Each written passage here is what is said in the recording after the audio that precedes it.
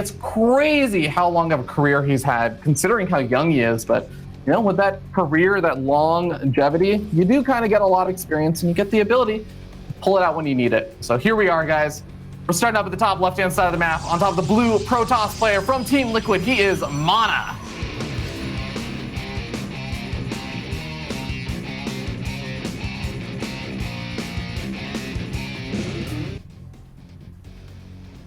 And spawning over on the other side, as our red Protoss, it is ShaDoWn.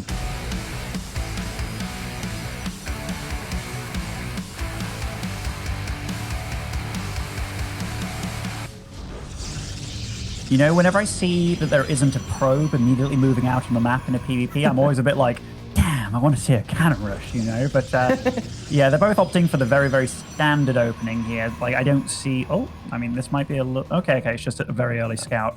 I was going to say, there's going to be like 2 gateways on top of the ramps. It's very hard to go for like these fast expansion builds unless you naturally have a ramp up to the natural. Like, obviously, vision giving you a little bit of something there for defensive purposes, but whenever it's a flat ground expansion like this, it's ridiculously hard to take an expansion very, very early on. And both of them, they have the probes out on the map and both heading down to the bottom. Yeah, ShaDoWn also very clearly going to go for the proxy, but it's a proxy right next to his main base in a sense with that pylon. So he's definitely not committing too hard to it. It's a very, very awkward and difficult position to scout, but you know what? Finding the probe does kind of cut down on some of the areas where it could be. You kind of think like, okay, if your probe's down over here, you're either about to throw down that pylon, but you know, should have already been made, or it's somewhere on this side of the map. It's not on the opposite side. And MaNa actually does manage to find that pylon, sees there's nothing there, and that's probably going to be a pretty decent sigh of relief for now, knowing that there's not a big proxy coming his way. So awkward. Like this matchup, it's all about information, like denying and gaining information. Like ShaDoWn, he sees that probe at the bottom, and he sees it come from the bottom as well. So he's like, oh, you had a proxy pylon as well, right? And it's like, so he's been searching like madly down there in the bottom, but, you know, seen absolutely nothing. So he's already a bit like, oh, well, what the hell? What's going on? Where's this pylon? Searching absolutely everywhere. And it's in the main base of MaNa. So you could definitely say that MaNa is winning very slightly when it comes to the mind games. He's also going for 3 and 4 adepts here, which is kind of nuts. Also getting the Stargate, like the tech for ShaDoWn hasn't been started yet. Yeah. We'll wait to see what ShaDoWn is actually going to be throwing down, because obviously he's going to go for the Nexus first. He's using a lot of that early gas into those sentries, so he can eventually get hallucinating Phoenix Scouts and everything, but definitely going to need a couple extra units to help defend against the Oracle that's going to be coming out. We'll see when he even notices that, because, yeah, if you're going to go for the natural, you do want to have 2 Stalkers at each base, so eventually he's going to need to get up a couple more Stalkers to appropriately deal with Oracle diving into either one of those bases, especially with a bunch of adepts now making their way across the map.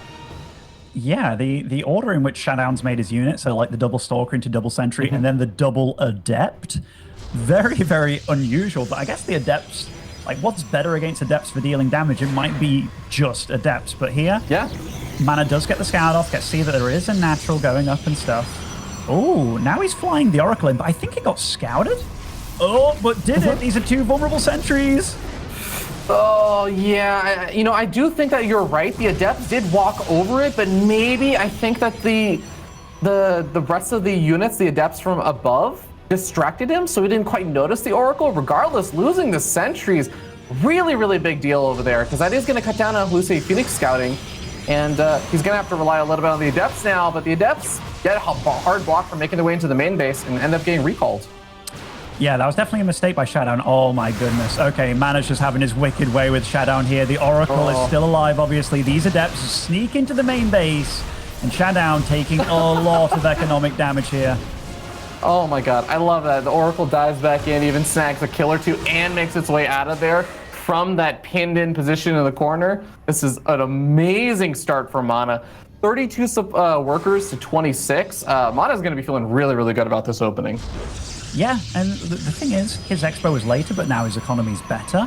His Twilight Council has already started. It's already got Blink on the way. ShaDoWn, he didn't go for the Stargate tech, and his Twilight tech significantly later too. This is definitely a good position for MaNa, but he has to remember there are 2 Adepts on the map. Even though he shut them down once, they can always try and do stuff like this. Yeah, he's gonna get that shield battery up. There's the body block. So MaNa staying on point. He knows PvP is a very unforgiving matchup. If you start making mistakes, you can be really far ahead, and then like you said, 2 adepts or 4 adepts make their way into one of your bases, and suddenly you're down about 12 workers in the matter of, 10 seconds. But Dark Shrine's also going to be on the way, so that's going to be ShaDoWn's way to try and come back in this game, because these adepts are not going to be it. MaNa's playing really well. That was beautiful micro with Stalkers, just body blocking those adepts as well. There is a Dark Shrine on the way for ShaDoWn, but we can definitely... Oh, did it get... No, okay. That was ShaDoWn's probe moving away. I was like, oh, is that MaNa's probe leaving from the crime scene there? But I'm very much enjoying MaNa's position. Does he see that probe? No, I think he just missed it. That would have been a big, big tell, but scouting around the map as diligently as he is, I think he's going to find this Dark Shrine.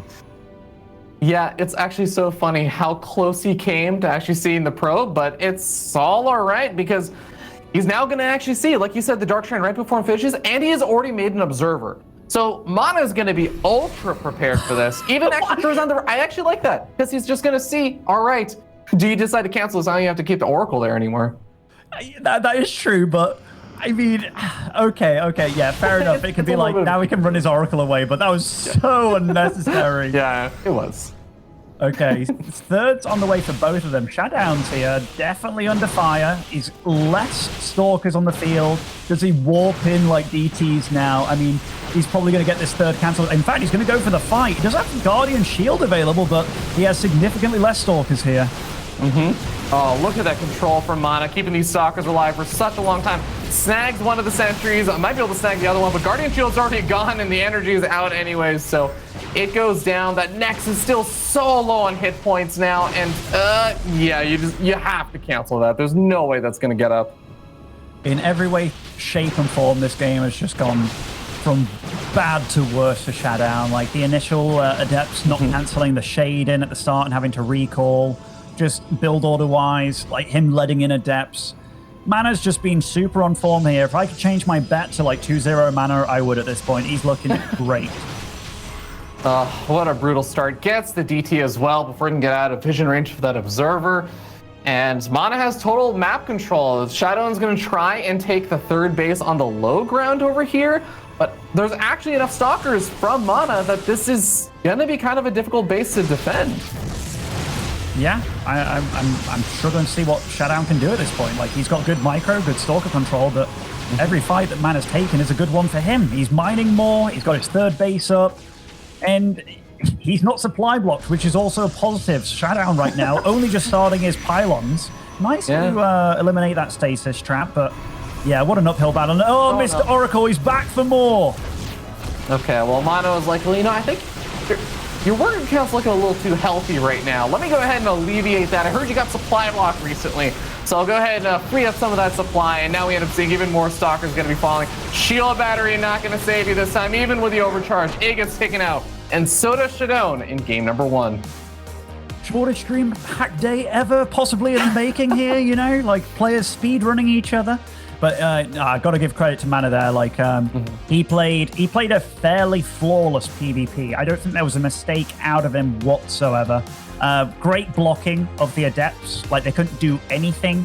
Great scouting. Yeah. Like the scouting actually from MaNa, even though we didn't see that probe at the top, he had the mental fortitude to be like, okay, let's use this Oracle for something. Let's scout around the map. Just very, very diligent. That was a very, very beautiful MaNa that we just saw play a PvP there.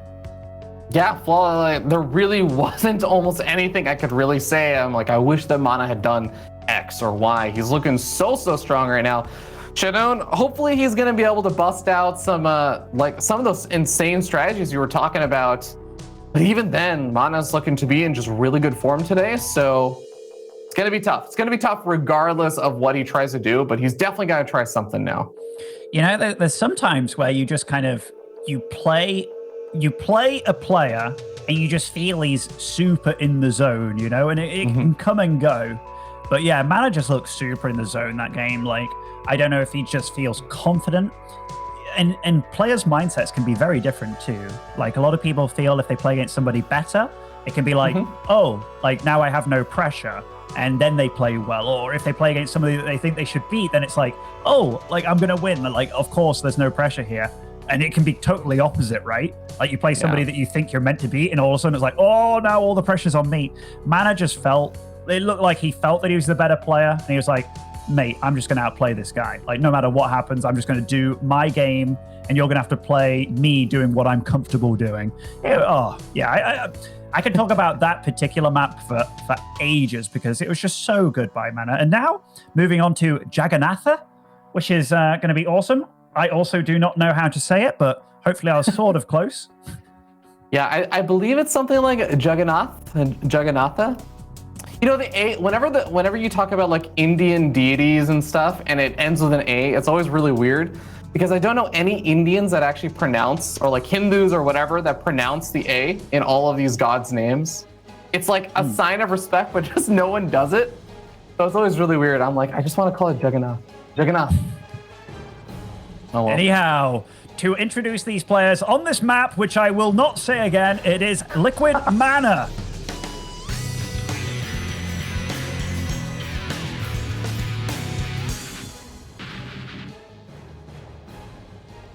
And up in the top right-hand side of the map, we have the red Protoss player. He is ShaDoWn.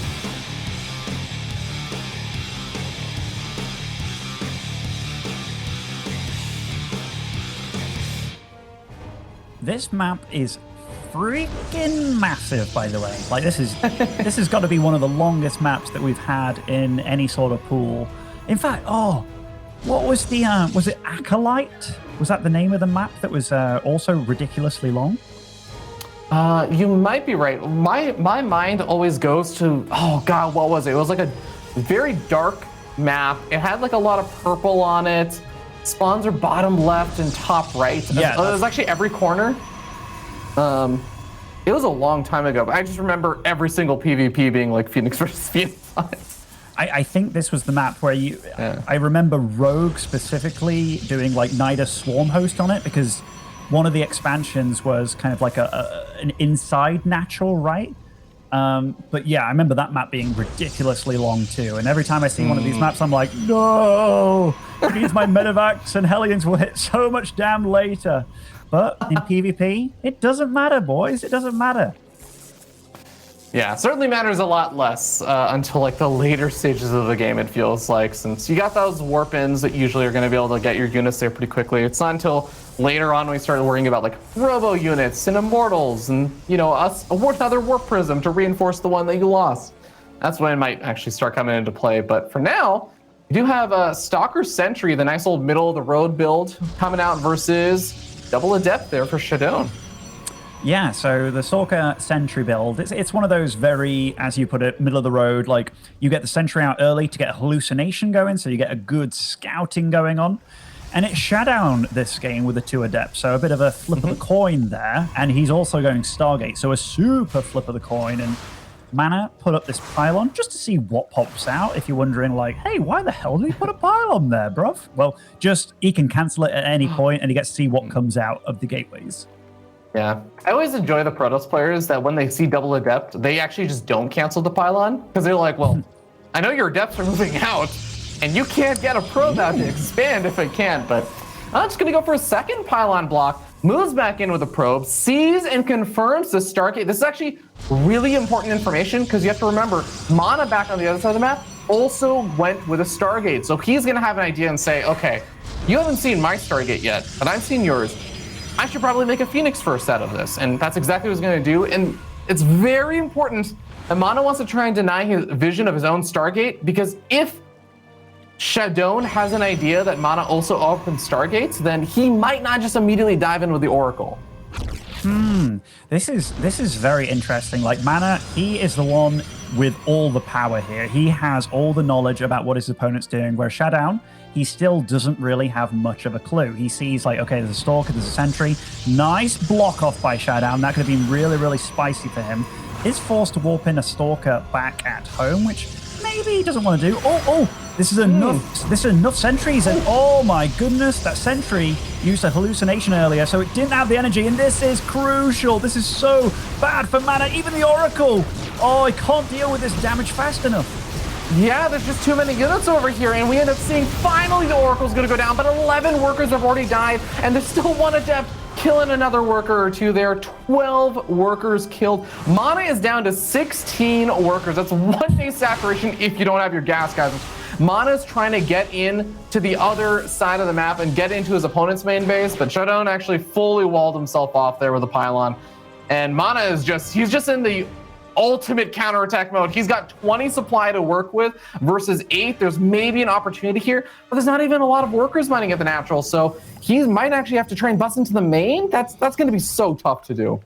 It certainly is. I mean, Phoenix, they are miracle workers. There's no shield battery here, actually, for ShaDoWn, and he's having to pull probes, which is never what you want to be doing. These Phoenix making good short work of these units, and MaNa, honestly, he's handling this very good. The Adepts just chopped up all the probes, but there's so many Stalkers out for ShaDoWn, but 9 of his own probes do fall. So MaNa, he does about as good a job as you can in kind of filling out the probe count, and he's even got an Adept in the main base along with the Phoenix. I kind of like in MaNa's position again.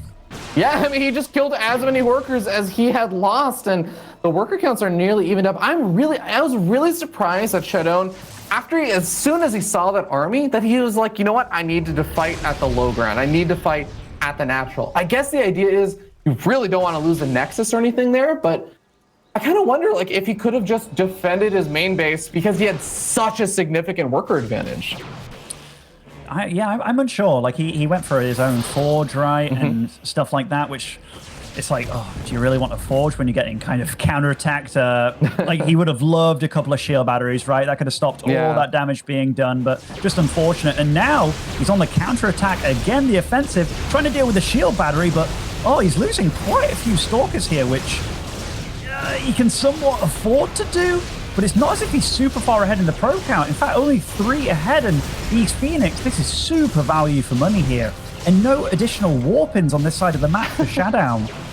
Yeah, the one awkward thing is that the Phoenix are actually out of energy because they have been continuously fighting this entire time. They just recently got back from the other side of the map. So the Stalkers, a couple of them will manage to escape for a little bit while MaNa recuperates some of the energy, but MaNa's actually still going to be down now, 10 workers after having lost a few more right there. The only kind of catch is ShaDoWn did sacrifice a lot of Stalkers to get that damage done. So that actually means it's not just, your army supply is a little lower, your Phoenix defense is lower. So now MaNa can actually do that counter damage back with his Phoenix, pick up a bunch of probes. And I think the map is now big enough that maybe, especially with an Immortal out, MaNa should not be losing a whole lot more to just a 4-Stalker counterattack. No, and MaNa's doing a good job of like equaling out the damaging yet again, and most importantly, I guess, getting a full-on scout off for when this third is going up. So MaNa, he has the choice now. Does he play catch-up and get his own third, or does he rely on better tech and maybe just dealing a lot of damage to ShaDoWn in the meantime? He's getting a lot of Immortals. He's not getting his third Nexus yet, so I do wonder how he's going to play this one.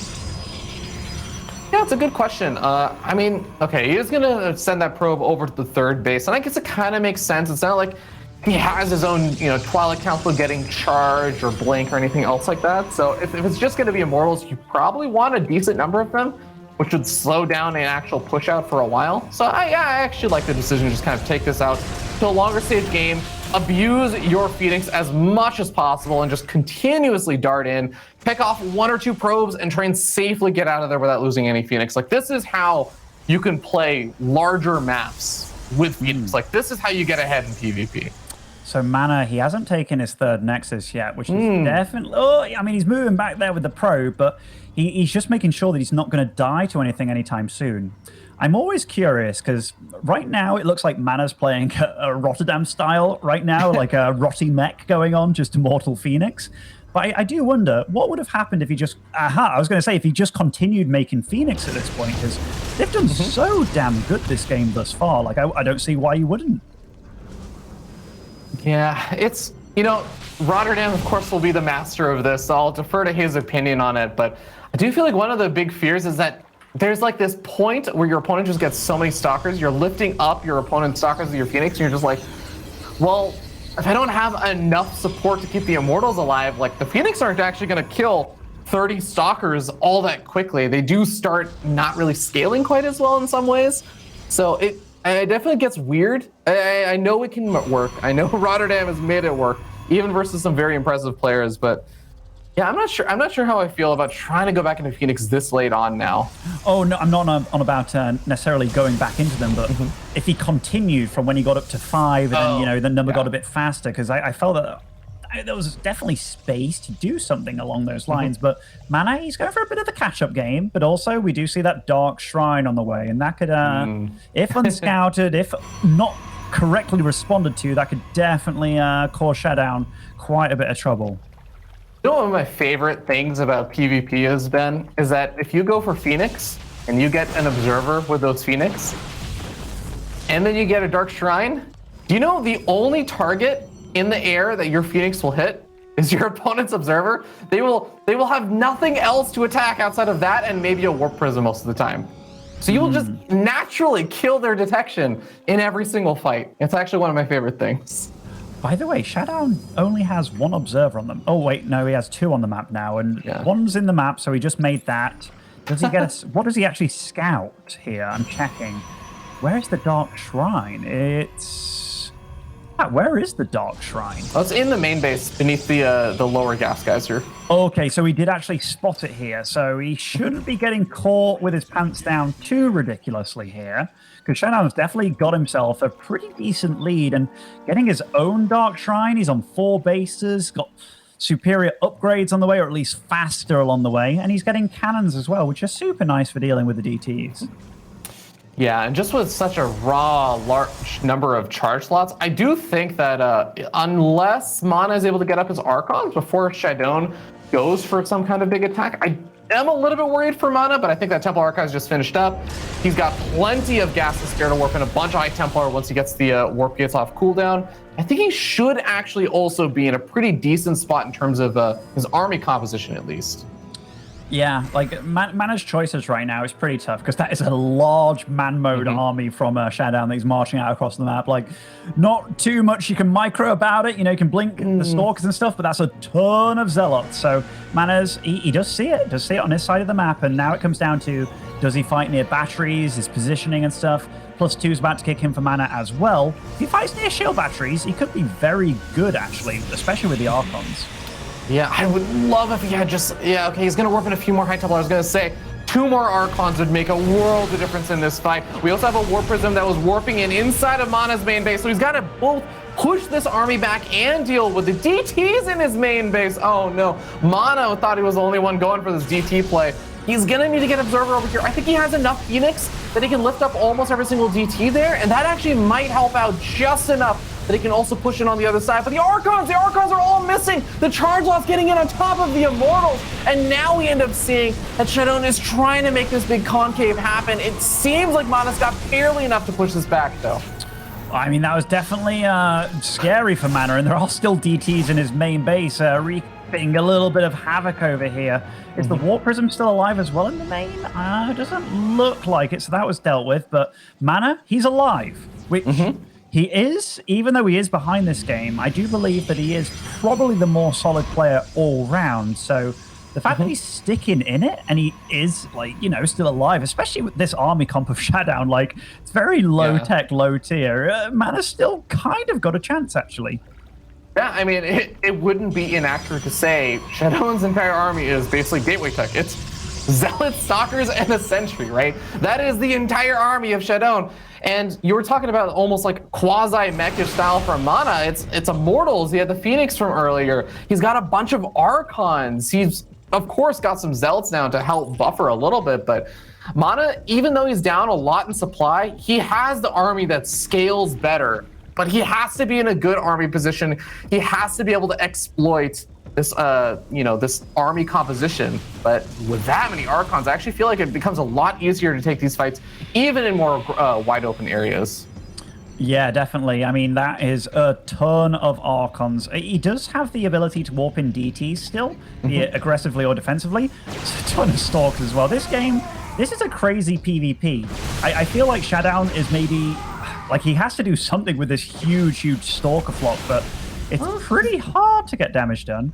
Yeah, but I mean, I like the way he's actually playing this because he says, okay, I have a larger army supply, so what can I do? I can split up my army more easily. Your army has to be more or less together, so sends a ton of the Zealots, cancels the 4th base while he takes his 5th base. His 5th base is mining and operational, up 2 bases versus MaNa. That is how you can justify the cost of a lower quality army.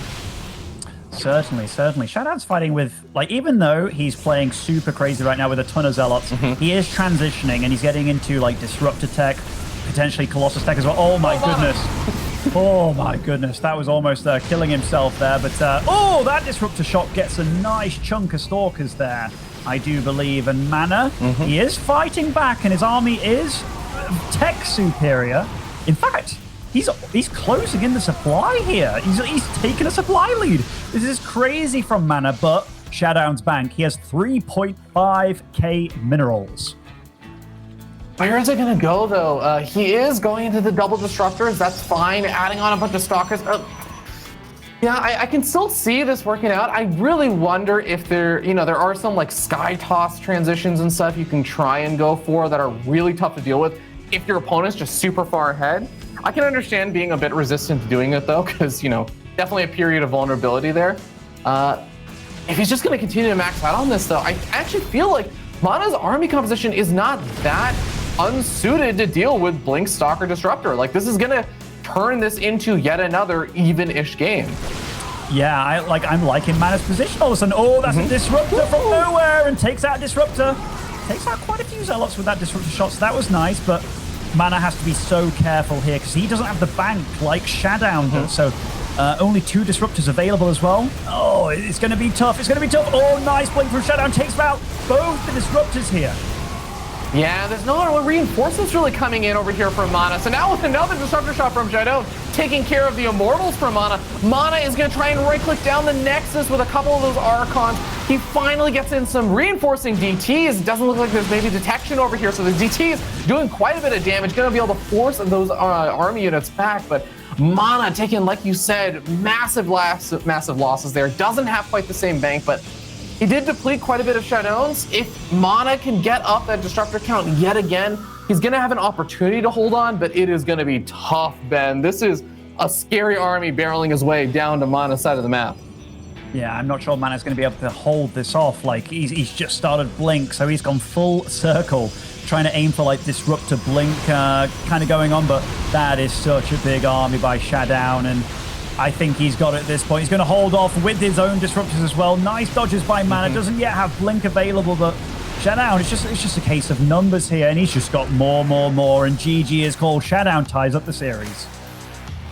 Well played there by ShaDoWn. A much closer game than game number 1, and ShaDoWn really showcasing that he can both get the lead and also just maintain it for almost the entirety of the game, even though it got pretty close. Ladies and gentlemen, we're going to go to a short little break before we come back with game number 3 of this wonderful PvP.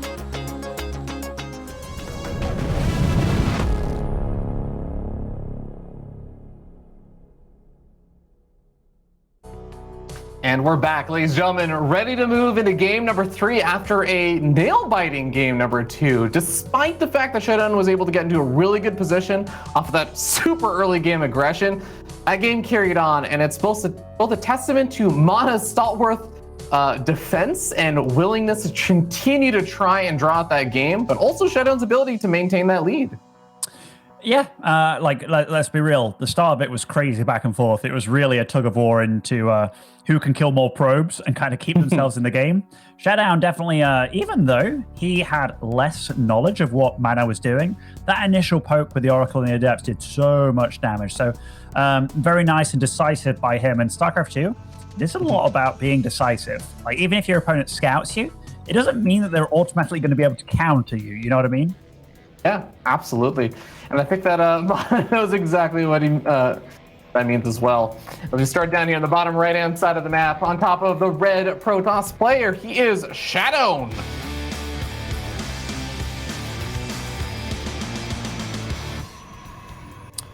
And spawning over in the top left, playing for Team Liquid, it is MaNa.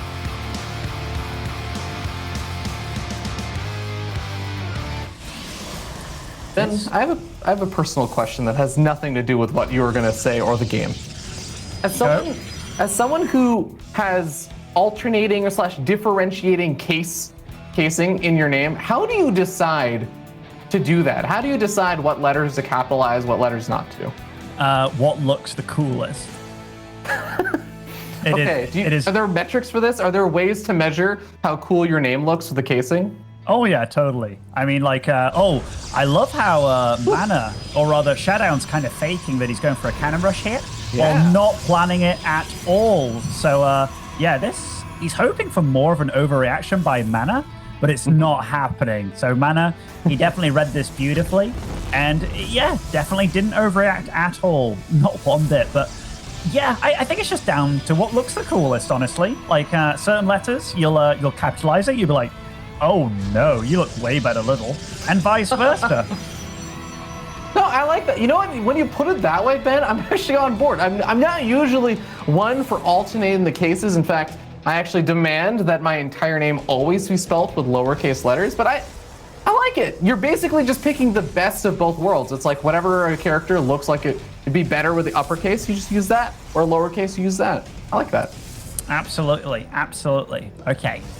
The chaos of this early game, which was, ShaDoWn pretending he was cannon rushing. By the way, him doing it on this map as opposed to any other one, I think this is absolutely one of the best cannon rush maps purely because of that little space above the ramp that we're looking at right now, or to the right here, it would be of this base. It's a very, very nifty spot to cannon rush. So I like the fact that ShaDoWn kind of faked out that he was doing it on this map of all maps.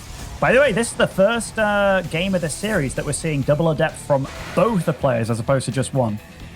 Always fun. And ShaDoWn is going to be the one that sees the adepts first and then follow very, very quickly over there. You're going to see MaNa having scattered out and even going for that pylon block on the natural.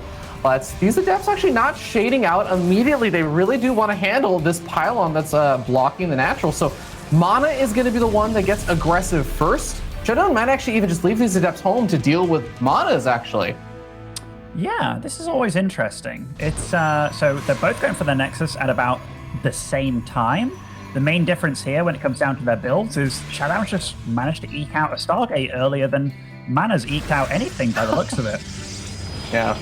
Oh man, what timing. Right as the Adepts shade finished there for ShaDoWn, MaNa actually lets his Adepts in, so is going to be able to poke and prod, but he actually ends up canceling his own shade, so is not really going to be doing a whole lot, is retreating back home, has that pro ready to build a shield battery if need be, but MaNa is actually moving back across the map with his other two Adepts, so it is just going to be a little bit of a, base trade's too strong of a word for it, but it's going to be a bit of a trade here with both players trying to get their Adepts into their opponent's main.